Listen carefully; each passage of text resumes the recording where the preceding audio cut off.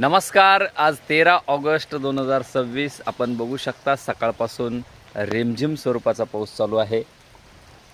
छत्रपती संभाजीनगरच्या धोंडलगाव नगरीत आपण बघू शकतो रिमझिम स्वरूपाचा हलक्या स्वरूपाचा पाऊस चालू आहे.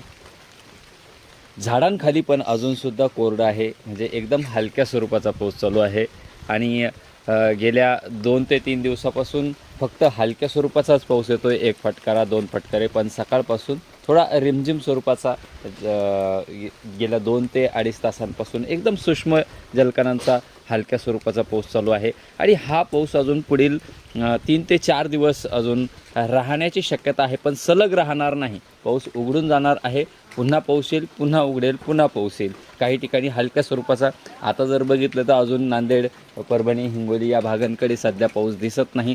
तिकडे दुपारनंतर काही भागांना हलका स्वरूपाचा पाऊस पडण्याची शक्यता राहणार आहे. पावसाचा जोर हा आपण जसं मागे सांगितलं होतं, हलका ते पेंडवणी स्वरूपाचा पाऊस होईल, त्याचप्रमाणे हलका आणि पेंडवणी स्वरूपाचाच पाऊस राहणार आहे. फार मोठा पाऊस सध्याच्या कंडिशनला नाही, फक्त हा पिकांना जीवदान देणारा पाऊस राहणार आहे.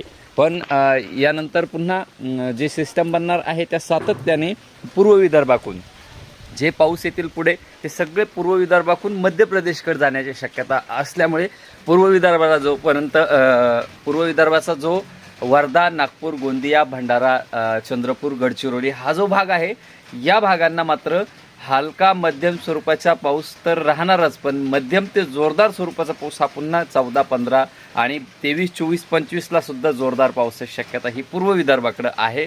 तिकडच्या शेतकऱ्यांनी याची नोंद घ्यायची आहे. म्हणजे पूर्व विदर्भाला पावसाची कमतरता नाही, कमतरता फक्त मराठवाडा आणि पश्चिम महाराष्ट्राकडे फक्त हलका पेंडवणी, तुरळक ठिकाणी चांदणबेरी स्वरूपाचा पाऊस होईल. वाहुणी स्वरूपाचा पाऊस सध्याच्या कंडिशनला या भागांकडे नाही, याची शेतकऱ्यांनी नोंद घ्यायची आहे. फक्त हा पिकांना जीवदान देणार आहे. आपण जर बघितलं तर झाडाखाली अजूनही कोरडं आहे आणि निब्बर जागेवरून पाणी ढळलेलं आहे, अशी पण परिस्थिती सध्याच्या कंडिशनला दिसती. पण जर बघितलं तर सरासरी ही पावसाची खूप कमी आहे.